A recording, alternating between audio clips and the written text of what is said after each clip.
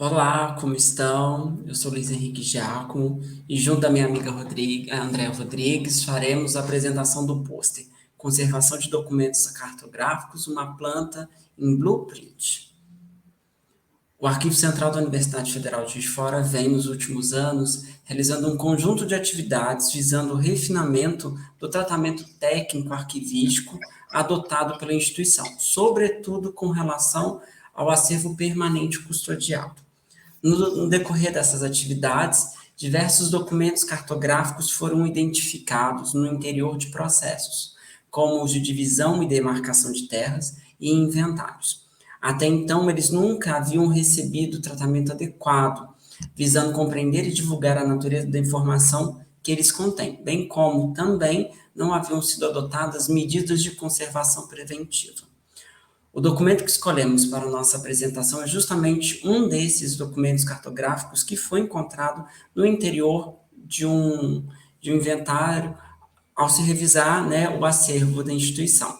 Trata-se de uma planta produzida pelo processo cianótipo, ou seja, uma blueprint.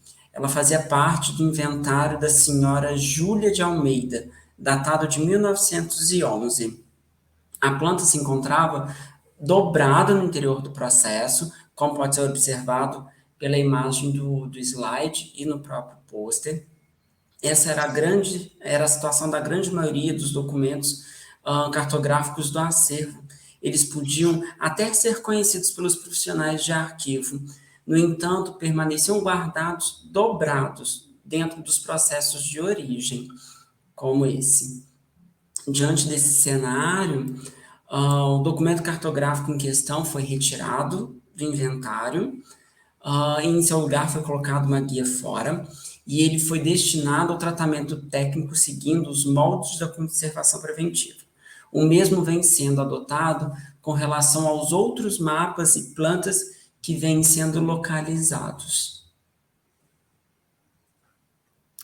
Bom, continuando, né, a fala do meu amigo Luiz, eu vou falar um pouquinho sobre o tratamento de conservação dado a esse documento especificamente, aqui que a gente está mostrando no pôster. Bom, o blueprint é o nome dado a uma técnica de reprodução que usa o processo cianótipo.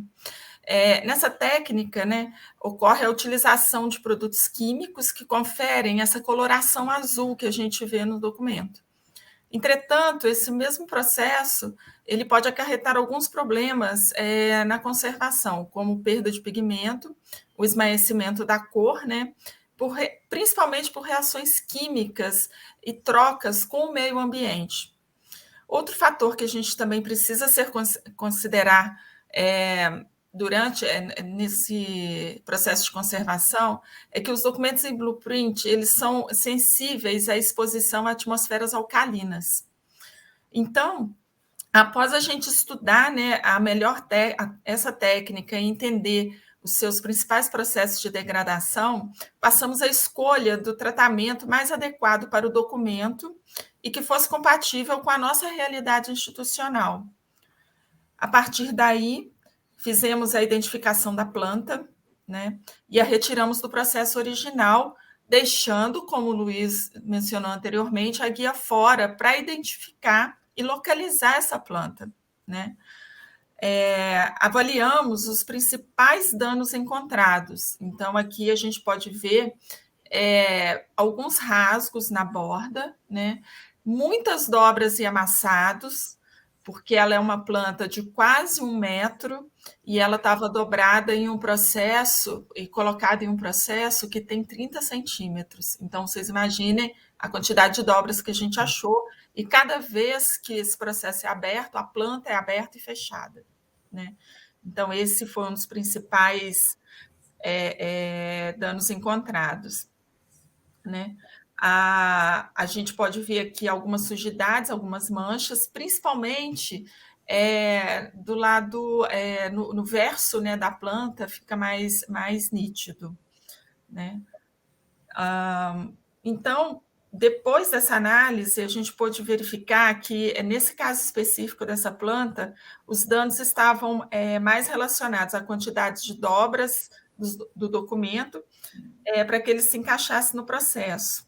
E não tanto quanto as questões de degradação química, felizmente, né?